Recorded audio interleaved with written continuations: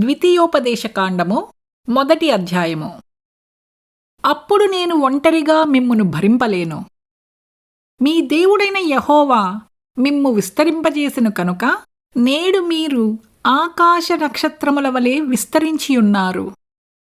మీ పితరుల దేవుడైన యెహోవా మీ జనసంఖ్యను 1000 రెట్లు ఎక్కువ చేసి తాను మీతో చెప్పినట్లు మిమ్మును ఆశీర్వదించునుగాక.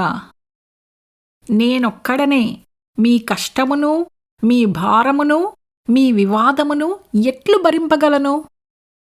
జ్ఞాన వివేకములు కలిగి మీ గోత్రములలో ప్రసిద్ధి చెందిన మనుష్యులను ఏర్పరచుకొనుడి.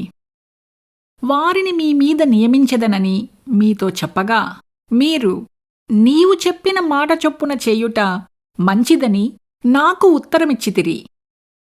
కాబట్టి బుద్ధి కలిగి ప్రసిద్ధులైన మీ గోత్రములలోని ముఖ్యులను పిలిపించుకొని మీ గోత్రములకు న్యాయాధిపతులుగా ఉండుటకై 1000 మందికి ఒకడును, 100 మందికి ఒకడును, 70 మందికి ఒకడును, 10 మందికి ఒకడును వారిని మీ మీద నేను నియమించితిని.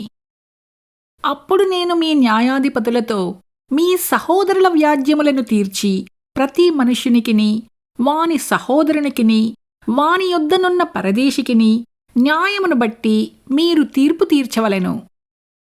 తీర్పు తీర్చునప్పుడు అల్పుల సంగతి కాని, గనుల సంగతి కాని పక్షపాతము లేకుండా వినవలెను. న్యాయపు తీర్పు దేవునిదే. కాబట్టి మీరు మనుష్యుని ముఖము చూచి భయపడవద్దు. మీకు అసాధ్యమైన కఠిన వాద్యమును నా యొద్దకు తీసుకుని రావలెను. నేను దానిని విచారించెదనని వారికి ఆజ్ఞాపించితిని. మరియు మీరు చేయవలసిన సమస్త కార్యములను గూర్చి అప్పుడు మీకు ఆజ్ఞాపించితిని.